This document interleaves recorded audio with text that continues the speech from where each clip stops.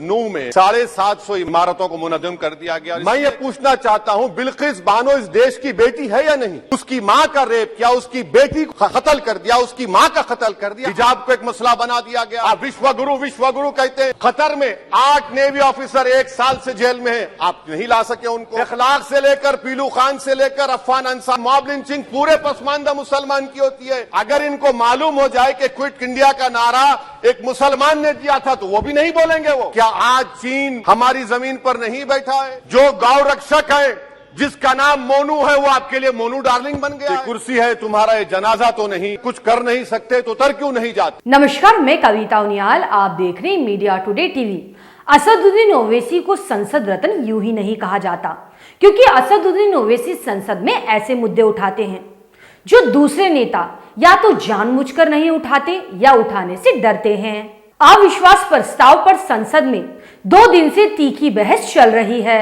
आज असदुद्दीन ओवैसी ने लोकसभा में अविश्वास प्रस्ताव पर 8 मिनट का भाषण दिया।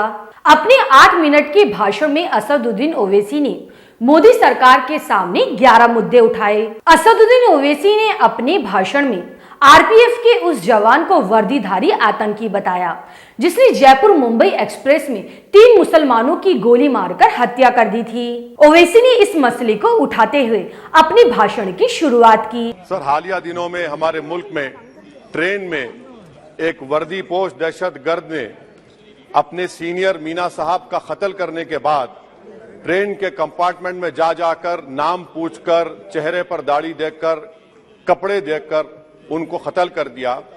और उसके बाद उसने कहा कि इस देश में रहना है तो मोदी को वोट देना पड़ेगा। मैं हुकूमत से जानना चाहूंगा कि क्या ये अक्सरियती तबके की एक्सट्रीमिज्म और रेडिकलाइजेशन की बेहतरीन मिसाल नहीं है? और अगर है तो फिर हुकूमत इस पर क्या करेगी? असदुद्दीन ओवैसी ने नूह के उन मुसलमानों का मुद्दा भी संसद में उठाया जिनके घर सरकार ने बुलडोजर से गिरा दिए, जिसके बाद कोर्ट ने सरकार को फटकार भी लगाई थी।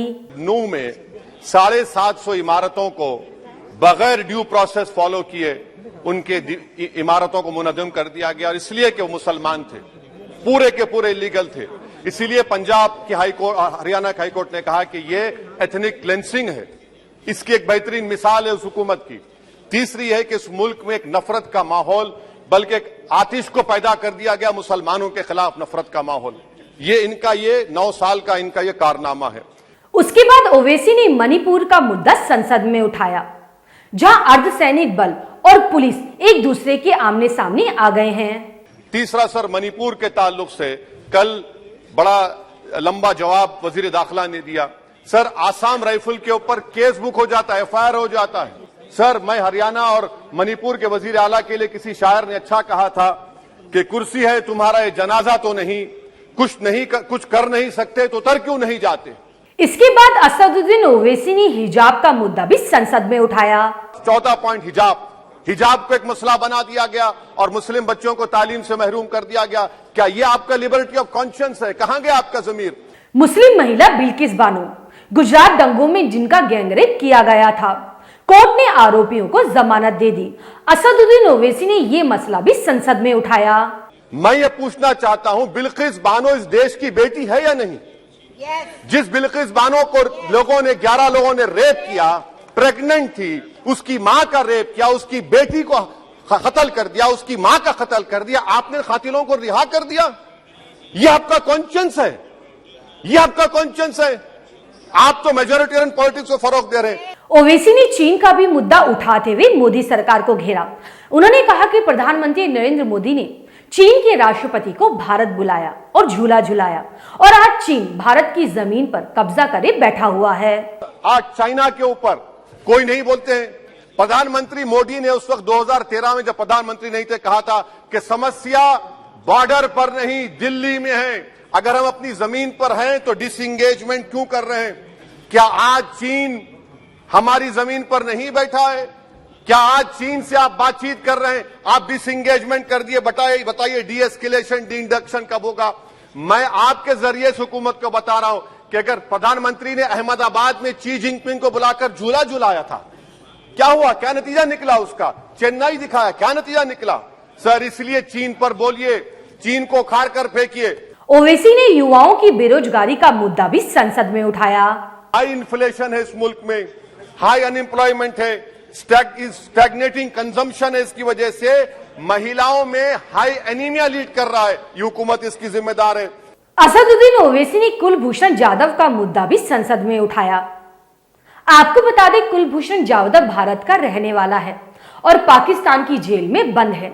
ओवैसी ने कहा कि आप जाधव को भारत क्यों नहीं लेके आते। कुलभूषण जाधव कहां है? पाकिस्तान में बैठा है, आप क्यों नहीं लेके आते? ओवैसी यहीं नहीं रुके, उन्होंने नेवी के उन 8 पूर्व अफसरों का भी मुद्दा उठाया जो कतर की जेल में बंद हैं। ओवैसी ने कहा कि आप विश्वगुरु बनते हैं, आप नेवी के उन 8 अफसरों को भारत नहीं लेकर आ पाए जो 1 साल से कतर की जेल में बंद हैं। आप विश्वगुरु कहते हैं, कुलभूषण जाधव को भूल गए आप। कतर में 8 नेवी ऑफिसर 1 साल से जेल में हैं, आप नहीं ला सके उनको। ओवैसी ने ज्ञानव्यापी मस्जिद और यूनिफॉर्म सिविल कोड का मुद्दा भी संसद में उठाया। 1991 का प्लेसेस ऑफ वर्शिप एक्ट इस ऐवान में पास किया गया था कि तारीख के जख्मों को नहीं खुरेदा जाएगा। आप खुरोद रहे हैं उनको। मैं आपको इंतबाह दे रहा हूं, वार्न कर रहा हूं, इस मुल्क को 90 के दहे में मत लेकर जाइए। 91 का एक्ट सुप्रीम कोर्ट में जवाब दीजिए कि आपकी हुकूमत 91 प्लेस ऑफ वर्शिप एक्ट की कायम है, उस पर कायम रहेगी। यूसीसी सर, इस यूसीसी का फॉर्मूला क्या है? एक मुल्क में एक मजहब, एक कल्चर, एक जबान। ये तो डिक्टेटरों का फॉर्मूला है। भारत एक गुलदस्ता है, भारत एक मोजाइक है। यहाँ पर बेशुमार जबानें, बेशुमार मज़ाहिब बोले जाते हैं और हिंदू अनडिवाइडेड फैमिली में। Sir I am concluding.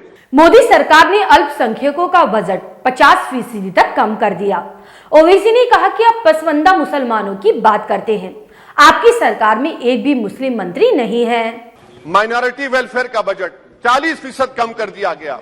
पढ़ो प्रदेश, प्री मैट्रिक स्कॉलरशिप कम कर दी गई। मौलाना आजाद फाउंडेशन खत्म कर दिया गया फेलोशिप, और इसकी वजह से 1,80,000 मुसलमान हायर एजुकेशन में गायब हो चुके हैं। सर, मैं इख्तिताम में कह रहा हूं कि पसमानदा मुसलमान से प्रधानमंत्री को बड़ी मोहब्बत है। ये कौन सी आपकी मोहब्बत है पसमानदा, जो आपका एक मुसलमान मिनिस्टर नहीं है वहां पर? इखलाक से लेकर, पीलू खान से लेकर, अफान अंसारी से लेकर लुकमान अंसारी, मॉब लिंचिंग पूरे पसमानदा मुसलमान की होती है। पावरलूम बंद है अंसारियों के, कुरैश बरादरी का कारोबार बंद किया जाता है। भाजपा द्वारा भारत छोड़ो नारे का जिक्र करते हुए ओवैसी ने कहा कि अंग्रेजों भारत छोड़ो, ये नारा एक मुसलमान ने दिया था। अगर बीजेपी वालों को पता चल जाए तो वो ये नारा लगाना भी छोड़ देंगे। इस देश में अगर भारत छोड़ो कहना है तो चीन को कहना होगा चीन भारत छोड़ो। जो गौरक्षक है उसका नाम मोनू है, वो आपके लिए मोनू डार्लिंग बन गया है, उसे कहिए क्विट इंडिया। अभी कल हमारे होम मिनिस्टर ने कहा था क्विट इंडिया। अगर इनको मालूम हो जाए कि क्विट इंडिया का नारा एक मुसलमान ने दिया था तो वो भी नहीं बोलेंगे। वो नहीं मालूम था उनको। उसका मैं कंक्लूड कर रहा हूं, उसका नाम यूसुफ मेहर अली था। सर, यूसुफ मेहर अली ने क्विट इंडिया का नारा बनाया, जिसको महात्मा गांधी ने सारे देश में एक पैगाम किया। मैं कंक्लूड कर रहा हूं सर, इस देश में अगर आज क्विट इंडिया करना है तो कहना पड़ेगा चाइना क्विट इंडिया। जो गौ रक्षक है जिसका नाम मोनू है, वो आपके लिए मोनू डार्लिंग बन गया है, उसको कहिए क्विट इंडिया। कल अविश्वास प्रस्ताव पर प्रधानमंत्री नरेंद्र मोदी विपक्ष के सवालों का जवाब देंगे। अब देखना यह है कि पीएम मोदी असदुद्दीन ओवैसी के कितने सवालों का जवाब दे पाएंगे। अगर आपको न्यूज अच्छी लगे तो न्यूज को लाइक करें। अगर आप हमारे चैनल पर नए हैं तो हमारे मीडिया टुडे टीवी चैनल को सब्सक्राइब करें और हाँ, बेल आइकन को जरूर प्रेस करें ताकि मेरी न्यूज सबसे पहले आप तक पहुंचे। इस न्यूज पर आपकी क्या राय है मुझे कमेंट करके जरूर बताइएगा। अब मैं आपको अगली खबर के साथ मिलूंगी। शुक्रिया।